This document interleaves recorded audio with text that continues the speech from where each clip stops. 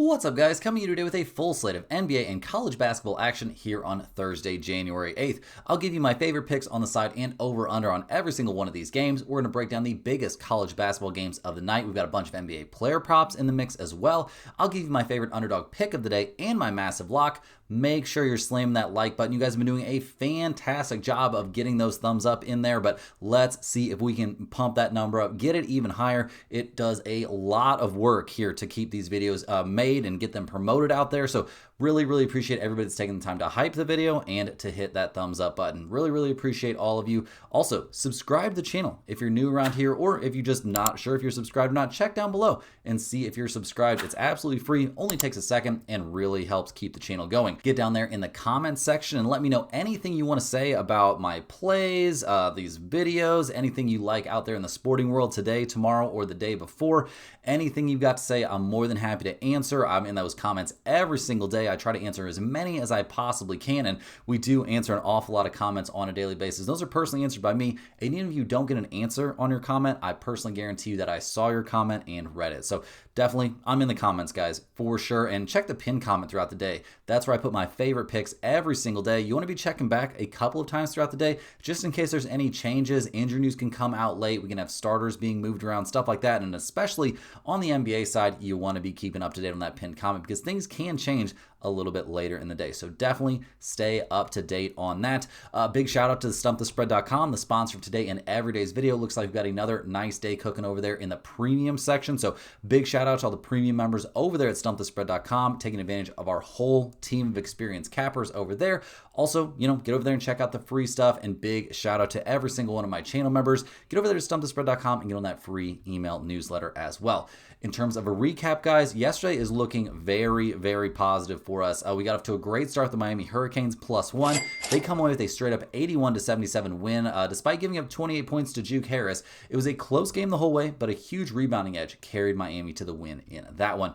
Unfortunately, we ended up with a push there on the Orlando Magic at -1. Another absolute meltdown in the fourth quarter there from the Magic. They were about as close as you can get to being on my banned list, if we're being honest. They got outscored 29-14 in the fourth quarter. Paolo Banchero bailed them out with a buzzer beater 3, but still they blew what should have been a very easy win. We're still live with the Spurs at -6. That game's still very early on, so anything could happen. Still very early on in that Portland-Houston game where we're on the over. We've already cashed both our dog of the day and our massive lock, though, so you absolutely love to see that. The Jazz getting 18.5 points. They're currently in overtime, so technically this one hasn't cashed yet, but they're down 1 point with 45 seconds in overtime. Getting 18.5 seems like an absolutely excellent spot. A big double-double, 15 and 15 there from Nurkic going into overtime. So yeah, very good stuff there. Felt really good to be on the right side in that one. And we also had the Suns on the money line or against the spread as our massive lock of the day. And it was a great win for them. They easily took care of business in this one. Grayson Allen had 19 points off the bench.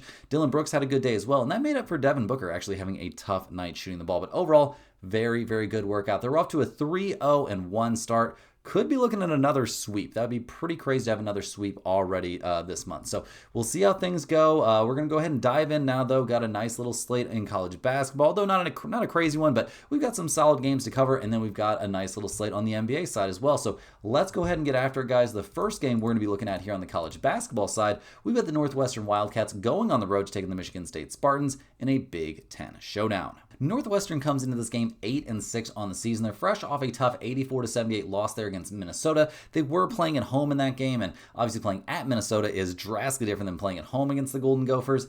They beat Howard. Congrats. They also lost to Butler. They're 0-3 in conference play so far, so it has not looked great. They got a very tough, very close loss against Ohio State. That's probably their biggest claim to fame because they really haven't had any meaningful step-up wins. I mean, I guess they took down South Carolina.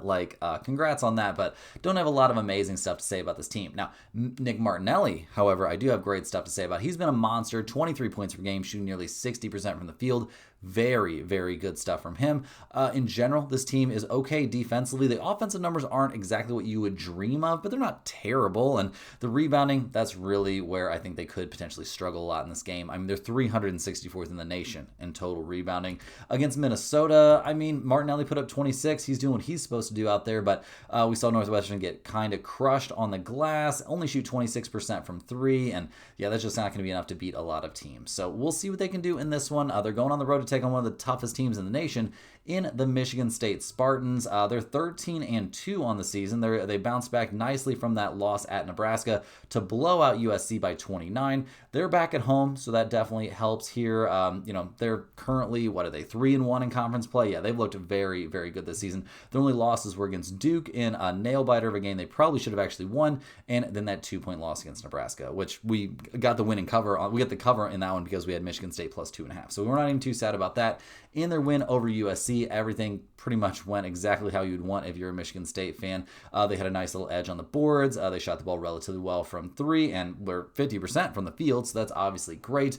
The defense just looked amazing. They gave up only 51 points, held USC to 18% from three and 33% from the field. So overall, the Spartans just really taking care of business. We're liking what we're seeing across the table from this team. Jeremy Fears looking like a monster point guard, 12 points a game and 9 assists. They're 18th in the nation in total rebounding. They should have a massive, massive rebounding edge in this game. Their assist numbers are great. Their offense numbers are good, and their defense is just looking absolutely dominant. So, looking at the numbers in this one, guys, the Spartans are 12.5-point favorites at home. We've got a total of 142.5. Northwestern, they're 5-8-1 against the spread this year. They're 9-4-1 to the over. Michigan State is 6-7-2 against the spread. They're 10-5 to the under. I do worry a bit about this being such a public side, guys, but I am going to be on Michigan State, at least in a small way in this game. I just think they find a way to get a comfortable win and cover here. They're just that much better than Northwestern. They're playing at home. They don't have a massive look-ahead spot on deck. They've got Indiana coming up. Northwestern, they've got Rutgers coming up, so not really a look-ahead spot for either team. Give me the Spartans. Next on the docket, we're headed out to the Conference USA. We've got the Liberty Flames going on the road to take on the Louisiana Tech Bulldogs. Now, Liberty, they come into this game looking pretty good. They're 11-3 on the season. They're fresh off of a 78-69 win over Jacksonville State. They knocked off Kennesaw State before that. They've even got a nice win, over Dayton to feel pretty good about. They got obliterated by NC State in their biggest step-up game, but still, taking down Dayton was a very, very nice showing here from the Flames, and they've looked good. They're 3-0 so far in conference play. In that win over the Jacksonville State Gamecocks, they shot the ball pretty well from three, 36%, so nothing too crazy. Did a good job of getting to the line, kept things even on the boards, did not turn the ball over, only 7 turnovers in the game. Very, very good stuff. We saw 4 starters scoring double figures, 22 points there from Caden Matheny. Very, very good work overall from Liberty. And they come into this game. We love what we're seeing from Brett Decker this year, 18 points per game. They got a very solid point guard option there in Zach Cleveland. Their rebounding is a little bit sketchy, but their offense is so good that hasn't mattered that much. And they're a pretty good team on defense as well. So we'll see what they can do here going on the road to take on Louisiana Tech. The Bulldogs are 8-6 on the season. They've lost back-to-back games, losing 2 road games. At MTSU and then at Western Kentucky. That Western Kentucky game was competitive, but it hasn't looked great. This team lacks a go-to leading scorer. They're 373rd in the nation in points per game. Their rebounding numbers are elite, and that is something that could theoretically give Liberty some problems here. We'll have to wait and see, but I don't know if I'm 100% sold. This Liberty team has just looked so much better offensively. You can't rebound the ball when you're getting it out of the bottom of the net. I'll tell you that. So we'll see. We'll see what Liberty can do in this one. At Western Kentucky, things did not exactly go great. Louisiana Tech, they shot 20% from three, 38% from the field. They did have 44 rebounds, but they had a lot of missed shots to try and rebound. So we'll see what they can do here on the, playing at home should at least help a little bit. They're getting 5 points. We've got a total in this one of 133.5. Liberty is 5-6 against the spread. They're 6-5 to the over. Louisiana Tech, they are 5-5-1 against the spread and 7-4 to the under. In terms of a total, I will lean just slightly towards the under in this game, under 133.5. I think there's some value to be had there. It's not like a smash spot or anything like that, but I don't think we're going to see a crazy amount of offense. In terms of a side, though, I do think Liberty comes away with a comfortable win in this one, despite the fact they're playing on the road. That hasn't super bothered the Flames so far this year. They won at FIU. They won at Dayton. I think they're going to take care of business here and win this one by more than 5, and this game has some solid value. Next up, guys, we got the Denver Pioneers heading to South Dakota State to take on the Jackrabbits. Now, Denver, they're 8-9 on the season. They have played some tough teams, though, facing Arizona, Wyoming. They've also taken on Tulsa. That one didn't quite go their way. They're coming off a 92-88 barn burner of a loss there at St. Thomas. That was a tough one. No overtime even in that game, and they do come out on the short end, but they played really well, shot 50% or 49% from the field, 8 of 21 for 3, so not bad there. Kept things even on the boards. Their turnover numbers, 11 turnovers is not atrocious, but it's pretty tough to go on the road and win. So we'll see what they can do. This time they do have to go on the road once again. This team, a little bit run and gun. They put up very good offensive numbers. I mean, they're 66th in the nation in total points per game. Their defense is atrocious, though. They're giving up 85 per game, and their rebounding is almost non-existent. So we'll see what the Pioneers can do here. Maybe a little bit of a bounce-back spot as they go on the road to take on the South Dakota State Jackrabbits. Now, the Jackrabbits are 8-9 on the season. They're coming off a loss at North Dakota State. They lost that game by 3. It was a really close 90-87 game. So, yeah, could have gone either way down the stretch and just doesn't quite go their way. They didn't keep things super competitive against Arizona. They did beat Omaha, but wins for this team have been few and far between. So we'll see. We'll see what they can do out there in this one. In that loss against North Dakota, they shot 42% from 3, kept things not quite even, but not that lopsided on the board. So, yeah, it's got to be pretty disheartening to shoot the ball that well and eventually end up losing in overtime. So we'll see what they can do in this one. Their season-long numbers look not great. I'll be honest. Their defense isn't great. Their offensive numbers are okay. Their rebounding, though, is pretty lackluster. So looking at the numbers, I'm a little bit surprised they're getting 7.5. They're 7.5 point favorites here at home. We've got a total of 165.5. Denver, they are 10-4 against the spread. 13-0-1 to the over this season. That is crazy. San Diego State, they're 7-7 against the spread. They are 9-6 to the over. I will lean a bit towards Denver getting 7.5 points here on the road. I think this is going to be a very, very hotly contested game that could go either way down the stretch. So getting 7.5 points seems very, very nice. I will also definitely be looking at over 165.5 in the spot. The trends are just too big. I'm willing to back Denver until they end up with an under game, but the way they don't play defense and the way both these teams like to run, I think we'd see plenty of offense with both teams scoring in the 90s. Hey guys, hop in here with a quick shout out to the sponsor today and every day's video, and as you probably already know, that's stumpthespread.com. Make sure you guys are getting over there. You can get over there very easily. Click the link in the description or just type stumpthespread.com into your browser of choice, and that's where you'll find the top confidence picks from our entire team of experienced cappers. Those picks are very often not going to match what you see from me here in the videos. They're putting in a crazy amount of work, analyzing a crazy amount of data points every single day to bring you premium members out there daily picks across the sports universe, guys. Right now, the premium members are getting daily NBA, NHL, UFC, NFL, college football, in college basketball picks. We've been on a very solid run over there on the college football side of things. Bowl season has treated us very, very well. There have been some really nice nights over there on the college basketball side. And right now, a monster NBA day is cooking. Already cashed the Suns as a 3-unit play, a nice big 3-unit play over there, cashing the, that very, very nice Utah Jazz play as well. The Jazz getting so many points. That one is a premium winner.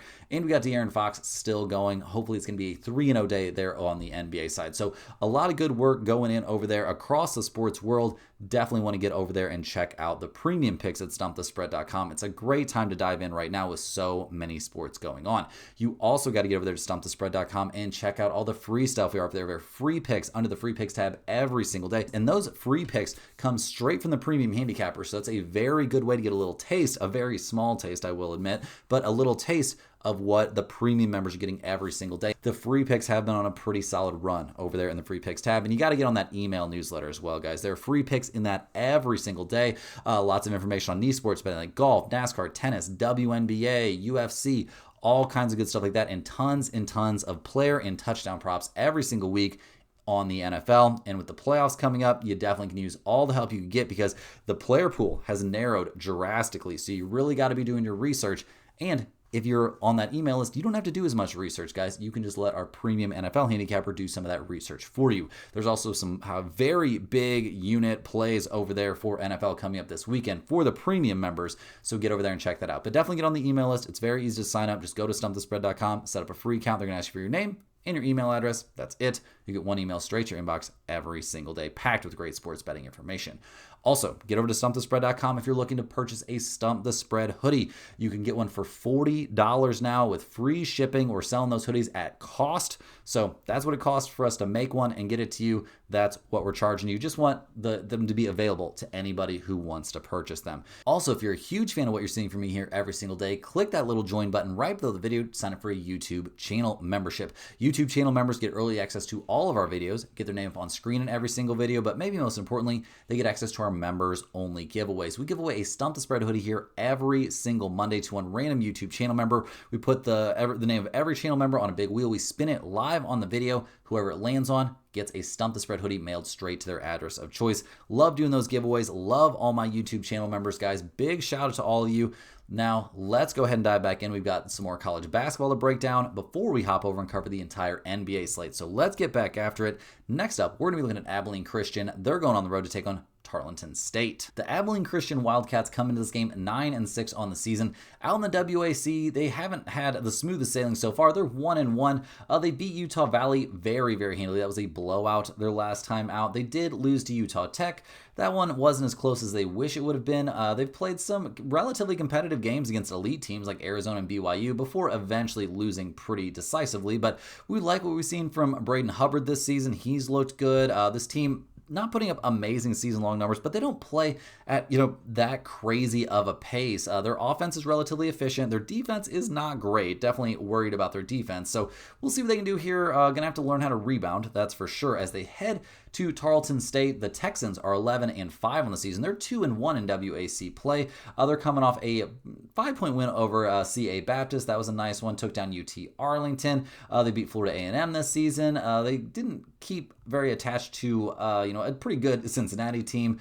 Did play a very competitive game against Baylor in a step-up spot earlier this season. So they've got some good experience. Dior Johnson will be the best player on the floor in this game by far. He's putting up 23 points per game, shooting 58% from the field. This team is averaging over 80 points per game. That puts them 135th in the nation, which for the WAC is pretty good. The rebounding isn't great, but I don't think that's a big concern in this game. Their defense is very, very solid, though, especially compared to what we've seen, from Abilene Christian this year. So look at the numbers, guys. Tarleton State, they are 6.5-point favorites at home. We've got a total of 140.5. Abilene Christian, they're 6-5-1 against the spread. They're also 8-4 to the over. The Texans, Tarleton State, guys, they are 10-2 against the spread. They're also 8-4 to the over. So I actually do think over 140.5 is a very, very solid lean in this game. That has potential to maybe make the pin comment, but better than that, guys, I'll just take the Texans here to cover 6.5 points at home. I think they're by far the better team. I think playing at home is a big deal for them. They've been great against the spread this season, and I think being on their home floor, we see them get a comfortable win here over the Wildcats. Next on the docket, we're looking at the Rutgers Scarlet Knights heading to Illinois to take on the Fighting Illini. Rutgers, they're 8-7 on the season. It's been pretty rough. They are coming off a big, for them at least, win, an 88-85 win there over Oregon. They were at home for that game. They make it happen. Very, very good night. It did take them overtime, that has to be mentioned, and they let Oregon shoot 41% from three, but Rutgers, they got that home court treatment. They shot 34 free throws versus the only 16 free throws there of Oregon. They got out rebounded by the Ducks as well. Just kind of I don't want to say a sketchy game there, but the Ducks definitely got hosed playing on the road. I mean, a 30-piece there from Tariq Francis. You don't see that every night. 30 points in 30 minutes despite making 0 threes. I don't have a lot of great things to say about Rutgers. They are coming off a win, which leaves them in a bit of a letdown spot. They're 356 in the nation total offense. Their rebounding numbers are terrible. Their defensive numbers are even worse. And they are 515th in the nation, putting up only 10 assists per game. So a lot of ISO ball going on there. They did stay relatively attached to Ohio State. They got blown out by Seton Hall, obliterated by Michigan, obliterated by Purdue. We'll see what they can do in this one. Going on the road to take on the number 16 Illinois Fighting Illini, who are 11-3 on the season. Their losses this year came against Alabama, UConn, and Nebraska. Their last three have all been very comfortable wins. They almost doubled up Mizzou in their win over the Tigers. They're coming off a pretty close road win at Penn State, winning that one 73-65. And they do have number 19 Iowa on deck, so maybe it's a bit of a look-ahead spot, but this Illinois team has been dominant. They're 21st in the nation total rebounding. Their defense is very, very good. They're 34th in the nation total offense, averaging over 87 points per game. There's just a lot to like here about the Fighting Illini, and the odds makers agree with us. That's why they're 21.5-point favorites. We've got a total of 145.5. Rutgers, they're 5-10 against the spread. They're 8-7 to the over. Illinois is 8-6 against the spread. They are 10-4 to the under. I don't really have a major lean on the total in this one. In terms of a side, we will fade Rutgers coming off that overtime win. Give me Illinois here to cover this big number. They've shown the ability to get massive blowout wins. This probably won't make the pin comment because of their look-ahead spot here coming up against Iowa, but I do think Illinois is the value side in this one. Cruising right along here, guys, we're looking at the Montana Grizzlies going on the road to take on the Idaho Vandals out there in the Big Sky. Now, Montana, they come in this game 8-7 on the year. They've won their last 2 in a row, so taking care of business in conference play so far, a perfect 2-0. They beat Northern Arizona by, 14, and then they beat Northern Colorado pretty comfortably there, winning that game by 9 in the end. So very good work there. This is going to be their first road game in conference play, so we'll see how that goes. Money Williams might be the best player on the floor in this game. I mean, he's putting up 18.6 points per game. Actually, I'll take it back. He's definitely the best player in this game. Almost 6 assists, shooting 50% from the field. This team is very solid offensively, 81.5 points per game. The rebounding numbers are good, maybe not elite, and the defense is okay. So we'll see what they can do here. They are going on the road to take on Idaho. Now, the Vandals haven't been terrible either. They're 9-5 on the season. They're fresh off an 84-81 win there over Eastern Washington, and Eastern Washington's been pretty terrible. So the fact that Idaho let them hang around is not really a huge, it's not a great look at how good they've been this season. I'll say that. They struggled against Notre Dame in their main step-up competition, so we'll see. We'll see what they can do here. I mean, Colton Mitchell, 15 points per game. All right. Their offensive numbers are vaguely similar to what we're seeing from Montana. Their defense isn't great. Their rebounding isn't great either. So we're seeing a pretty evenly matched game coming up here. Now, Idaho, they're 4.5-point favorites at home. We've got a total of 152.5. Montana, they are 5-6 against the spread. They're 6-4-1 to the over. Idaho's 5-6 against the spread as well. They're 6-5 to the under.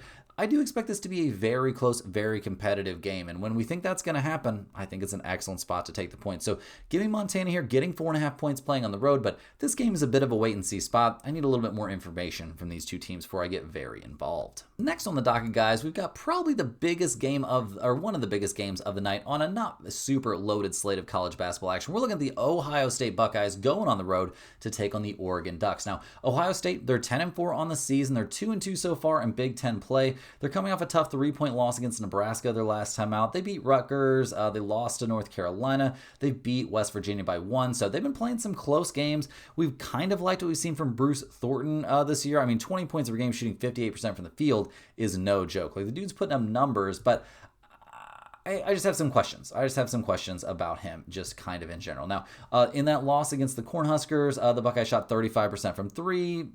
Pretty even numbers there on the rebounding, but they are pretty even numbers there on the free throws, but the rebounding was terrible. They got just crushed there on the glass. We'll see if this team can find a way to be a little bit more competitive on the boards here. But the bad news is Ohio's having to travel all the way to Oregon for this game. So not exactly an enviable travel spot. Their rebounding isn't great. Their defense isn't great. They depend a lot on outscoring opponents. Now, Oregon hasn't been great this year either. They're 8-7 on the season. They had a tough 5-game losing streak mixed in there, although they played some very good teams over that stretch. They stayed attached to Gonzaga, so that was nice. Coming off that 3-point overtime loss at Rutgers is not a good look, honestly. Rutgers has not been very good this season. We liked, in general, what we saw. I mean, Nate Biddle put up 28 points on very efficient shooting numbers. Oregon shot 41% from 3. Really, they deserved to win this game. They just got homered. Rutgers shot so many more free throws than them. It didn't matter that Oregon crushed on the boards and, shot the ball so well. So they are in a little bit of, I guess, a bounce-back spot is what I would call it, although, a spot after getting hosed. The rebounding numbers are excellent. Their defense is fine, maybe not dominant. So we'll see what they can do here. They're 3.5-point favorites. We've got a total of 153.5. Ohio State is 5-9 against the spread this year. They're a 500 over/under team. Oregon's 5-10 against the spread. They are 9-6 to the over. This one's a little bit tough to figure out. Oregon maybe a little bit of fatigue coming off that one, but with Ohio State in this tough travel spot, I will take the Buckeyes. I will take the Ducks. I will take Oregon here playing at home. Fade Ohio State in that tough travel spot. Now, I don't love this one enough to put in the pinned comment, but I do think the value is on the home team. You really want to fade these tough travel spots still in college basketball. In the last college basketball game of the night and our last college basketball game before we hop over and look at our NBA slate, we've got the Santa Clara Broncos going on the road to take on the number 8 Gonzaga Bulldogs out there in the WCC. Now, Santa Clara, they're 4-0 in conference play. They looked really good, beating Oregon State, Portland, Pepperdine, and San Diego, and those were all pretty solid, pretty handy wins. Nobody really threatened them too much, I guess, except for playing at Portland. That game got a little bit scary down the stretch. In their win over San Diego, it was not that much of a competition. action. Santa Clara did a great job. 14 of 41 from 3, 10 of 10 from the free throw line, crushed on the boards. They had 49 rebounds, and San Diego had 25. So definitely very, very good work being put in there by the Broncos. And they're an excellent offensive team. Christian Hammond leads the way with 17 points per game, shooting 50% from the field. They're 95th in the nation, putting up 82.5 points per game. Their defense is fine. Their rebounding is fine. But this is really a team that will get out there and run and gun with anyone. Now, I say that they haven't had a ton of big step-up wins. Haven't beat a ton of big-name teams. They beat Minnesota. That's a nice win, I suppose. But really not a ton of great success this season overall against great opponents. Now, this is a great opponent they're facing. Gonzaga is really good. They're 16-1 on the season. They're number 8 in the nation. They are also 4-0 in WCC play. Lining up to have another dominant season there in a conference that's not nearly good enough for them. They've got wins over Kentucky this year. They did get obliterated by Michigan. They beat UCLA. Braden Huff will probably be the best player on the floor in this game. I don't think that's a hot take. They're 15th in the nation in points per game. They're 14th in the nation in rebounds per game. All their season-long numbers look amazing. They do have to go to Washington State next. I do not think that's a look-at spot. I do think Santa Clara's probably had this one circled on the calendar. This is your big chance to show out here going up against Gonzaga, and you're playing on ESPN, so this is your chance. Looking at the numbers, Gonzaga, they're 14.5-point favorites at home. We've got a total of 167.5. Santa Clara, they're 7-8-1 against the spread. They are 10-6 to the over. Gonzaga's 10-7 against the spread. They're also 10-7 to the under. This is a bit of a tough spot, guys, but I am going to lean just slightly towards Santa Clara and the points. No major lean on the side, to be honest. I just think the Broncos will be able to find a way to keep this one competitive if they're hitting their shots. In terms of the total, I definitely like over 167.5. Both these teams can fill it up. Lots and lots of offense going to happen in this game. I think we can get over this 167.5 number pretty comfortably. Now, guys, hopping over to cover the full NBA slate here on not the most busy Thursday. There's only 4 games, but I think there's some value to be had. We've also got some player props lined up, so let's go ahead and get after it. But before we dive in, make sure you're getting over to stumpthespread.com and checking out everything over there, and slam that thumbs up button to help defeat the YouTube algorithm. Also, get down there in the comments and let us know how pumped you are that we cashed our dog of the day and our lock of the day yesterday. Cashing our dog of the day there with the Utah Jazz getting 18.5 points, and cashing our lock of the day there on the Phoenix Suns. So let's go ahead now and dive in and look at the Indiana Pacers as they go on the road to take on the Charlotte Hornets. The Pacers have had a pretty rough way to go this year. They're 6-31 on the season. They're coming off a 4-point loss there against the Cavaliers. They've actually struck a pretty nice balance between being terrible, but also in terms of losing games, but also keeping things competitive. So maybe these guys won't lose their edge, because next season this squad is going to, A, they're going to get a really high draft pick, and then B, they're going to have Tyrese Halliburton and Obi Toppin coming back. Things are going to look an awful lot different. Siakam's been the consummate pro. He's put up solid numbers every night. Jay Huff's coming off a 20-piece there against Cleveland. We like what we saw from Walker and Micah Potter coming off the bench, both scoring in double figures. And the Pacers, they shot 46% in that game from 3, making 16 out of 35. All that being said, they managed to get outscored at 36-23 in the fourth quarter and lose this game. So we'll see what they can do in this one. Obviously, a team that's become very adept at losing. They're relatively healthy. We do see Mathurin on the injury report. He's still dealing with that thumb issue. He's going to be out for a while, so he will not be back, and they're obviously not in the business of rushing anybody back here in a tanking season. They're headed to Charlotte to take on the Hornets, who played last night at home. A rough game there, quickly knocking down a 3 at the buzzer to make the Hornets lose what otherwise could have been a very nice win. It was a bit of a rock fight out there for sure. A 97-96 game isn't something you see every night, but we liked what we saw from Colin Sexton. He gives his team great minutes and great scoring coming off the bench. LaMelo Ball, not a very efficient night shooting the rock, I will say that. Con Knuppel, not the best shooting night from him either. They really miss Brandon Miller. Brandon Miller ending up not playing in this game. That's a huge deal. So whether or not he plays in this game is going to make a very big difference to us. Now, how updated of an injury report are we going to have here for the Hornets? Well, obviously not super updated. Brandon Miller did miss that last game with that knee bruise. I do think there's a very good chance he comes back and plays the second half of this back-to-back set. We've also been seeing Ryan Kalkenbrunner missing time with that elbow issue. He didn't play there against the Raptors. We'll see. I'm really not going to be holding my breath for him to come back. Although when he's been out there, he's been very good this season. So we'll see what happens with that. Looking at the numbers right now, the Hornets are 3.5-point favorites at home. We've got a total of 234.5. The Pacers, they are 7-10 against spread on the road. They're 13-17 against spread after a loss, and they're 22-15 to the under. The Hornets are 10-7 against spread at home. They are 7-0 this season against spread, playing on no rest, and they are 21-14 to the under. I definitely think we have to take under 234.5 in this game. The Hornets are going to be a little bit tired. The Pacers aren't a team that puts up a crazy amount of offense, so I think under 234.5 is very, very reasonable in this spot. Also, I kind of feel like we have to back that trend of the Hornets being 7-0 against the spread on no rest. So take the Hornets minus 3.5 here. I think we will see Brandon Miller come back and play in this game and play very, very well. Obviously, that makes a huge difference for the squad, and the Hornets minus 3.5 could definitely make the pinned comment. Next up, we're looking at the Miami Heat heading to Chicago to take on the Bulls. The Heat come into this game 20-17 on the season. They have lost 2 out of their last 3, including getting pretty much destroyed there by the Timberwolves their last time out in Minnesota. So yeah, we'll see what the Heat can do in this one. That game in Minnesota did not go the way that I was imagining. They had a good first quarter and then just got obliterated. Norman Powell shot the ball fine. Kel'el Ware and Bam were both pretty much useless out there. Davion Mitchell was terrible. Wiggins didn't play well. Tyler Hero put up 17 points off the bench to cash a nice little player prop there for us, so we'll take that. But overall, a very, very weak showing from the Miami Heat. So they certainly find themselves in a bounce back situation for this game, no doubt about that. They're very healthy, with the main exception being Jaime Jaquez Jr., who's been a great, great player off the bench for them this year. He's officially questionable for this game, so it sounds like he's close-ish to coming back from that ankle issue, but I don't think they're going to be rushing him back. Like an ankle, you're very, very likely to re-injure that if you injure it once. So we'll see when they get Jaime Jaquez Jr. back. It sounds like it's not impossible that he would come back for this game, but I would definitely not call it likely.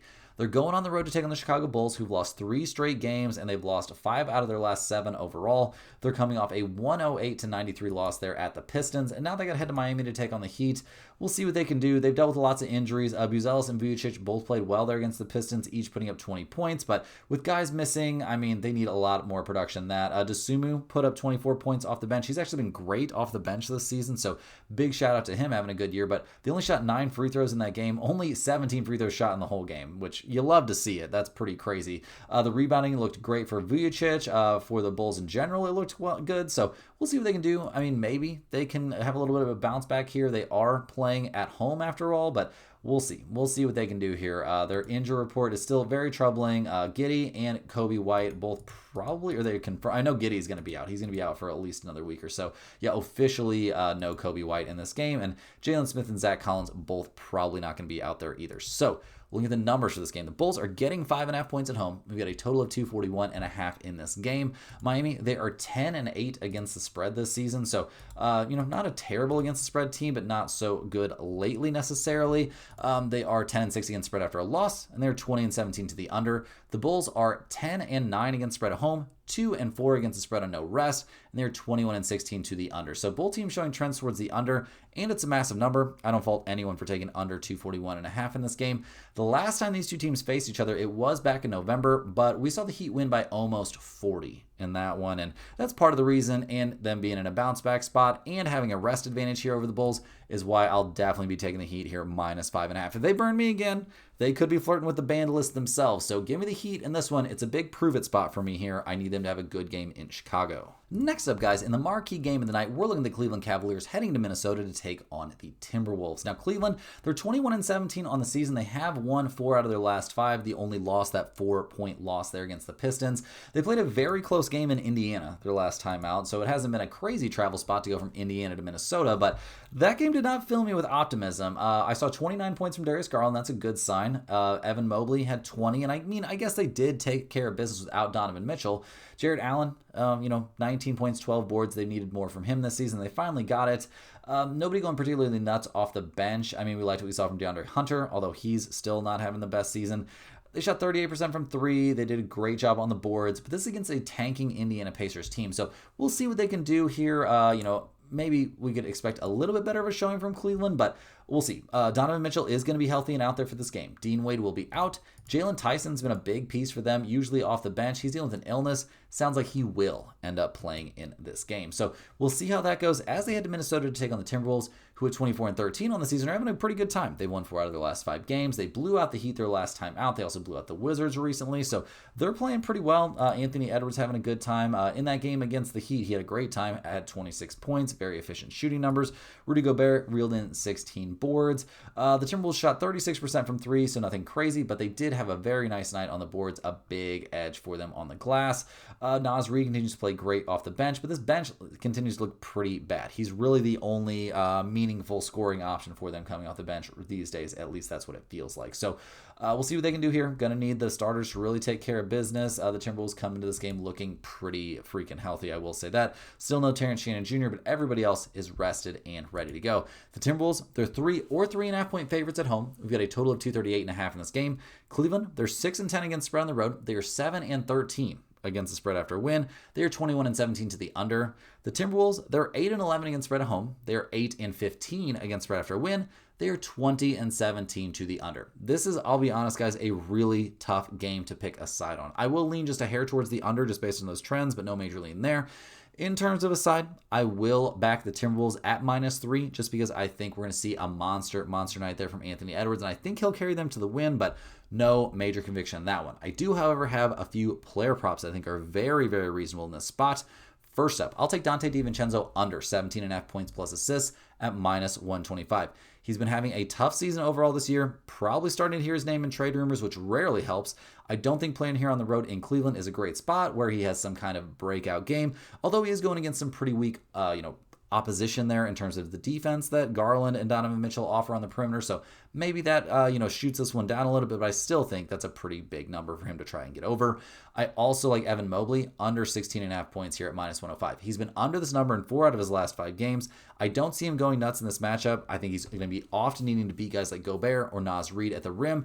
And when he's taking jump shots, it just doesn't feel good to me most of the time. I'm comfortable taking his under here and, probably the biggest game of the night on the NBA slate. On the Timberwolves side, I'll take Anthony Edwards over 29.5 points here at -110. This is a very big number, but there's no one on the Cavaliers that can defend Ant on the perimeter at all. With both Garland and Mitchell being truly awful on defense, I think this is a big Ant spot where he gets over this very, very big number. I'm expecting a hot shooting night for him as well, so you can take his over on threes made or anything you like that. I think this is a good spot to back Anthony Edwards. I also think this is a good spot to fade Julius Randle. I'll take him under 20.5 points here at -115. He's been under this number in 3 of his last 5 games. I feel like this is a bad matchup for him. Going against the length of Mobley or the size and athleticism of Jarrett Allen, either one should make life hard for him, especially if he's having one of those nights where he wants to take mostly jumpers. I just don't smell a good game coming from Julius Randle here, especially if Anthony Edwards is popping off. That's going to make Julius Randle's numbers suffer a bit. Last but not least here, guys, we're looking at the Dallas Mavericks heading to Utah to take on the Jazz. The Mavericks are 14-23 on the season. They are coming off back-to-back wins, though, taking down the Rockets and taking down the Kings. So they've kept their heads screwed on straight. They're, playing good. They're playing really, really well. Got to give them credit where credit is due. In that very close win there over a very bad Sacramento team, Anthony Davis, 16 rebounds, came up pretty clutch. Cooper Flagg had 20 points. When AD's out there, this team looks a lot better. That being said, he was only 7 of 23 from the field. So all these teams that are supposedly maybe lining up to, get on board with the Anthony Davis experience, we'll see what happens. I don't think the mark for him is quite as hot as we're being told. Brandon Williams putting up 18 points off the bench was huge. Overall, a very solid team night, despite the fact they only shot 30% from 3. They really needed the fact they dominated on the boards in that game. So they'll certainly take it. Their injury report coming into this one looks okay. PJ Washington being on there is not great. He's still dealing with that ankle issue, and it sounds like he's doubtful to play in this game. So we're going to go on to the assumption that he won't play. If that means more Najee Marshall minutes, I guess we don't hate that, but we'll see how that goes here as they head to Utah to take on the Jazz, who came through for us big time there on a very nice Wednesday night where they took the Thunder into overtime, eventually losing 129-125, but the Jazz were getting 18.5 points. That was definitely a slam at spot there on Utah. And we liked to saw Markkanen, although, he played 44 minutes, had 29 points, 43 minutes for Keontae George, he had 25. Walter Clayton Jr. played 27 minutes, had 15 points, and some very efficient shooting numbers. But the Jazz just couldn't really throw it in the ocean. They were only 11 of 41 from 3. If they could have shot the ball a little bit better, their big edge on the boards could have resulted in a win. The Thunder were truly atrocious shooting the ball from 3 in that game, though, 18% or something like that from deep. So we'll see what the Jazz can do here. They're playing on back-to-back nights after an overtime game against the Thunder. Doesn't get much tougher than that. They're getting 5.5 points in this game. We've got a total of 241.5. Dallas, they're 5-11 against spread on the road. They're 5-8 against spread after a win. They're 21-16 to the under. The Jazz are 13-6 against spread at home. They're 4-3 against spread on no rest. They're 22-13 to the over. I don't think I can really get involved in this game in a big way. I'm going to fade the Jazz here. So give me Dallas -5.5 because Utah is going to be exhausted. The idea here is that we're going to beat some early line movement before the odds makers adjust to the fact that the Jazz are going to probably rest both Markkanen and Keontae George in this spot and potentially other guys. So go ahead and fade the Jazz here, but I don't like it enough to put it anywhere or trust it enough to put it anywhere near the pinned comment. Guys, that's all the games we have here for today. Do me a big New Year's favor and smash that like button for good luck on all of your bets. Subscribe to the channel if you're new around here. We're on the road to 100,000 subscribers, hopefully this year, so let's see if we can make it happen. Let me know in the comments any questions you have on today's slate or anything else you want to say. I'm always in the comments there answering your comments or at least reading every single one. I appreciate you all watching. Get over to stumpthespread.com, get in on those red hot premium picks. NBA coming off of a massive, massive day. Also, get over there, get on the free email list, and check out those free picks. They're great, great daily resources for any serious sports bettor. Guys, we'll see you right back here tomorrow, same time, same place, for more sports betting action.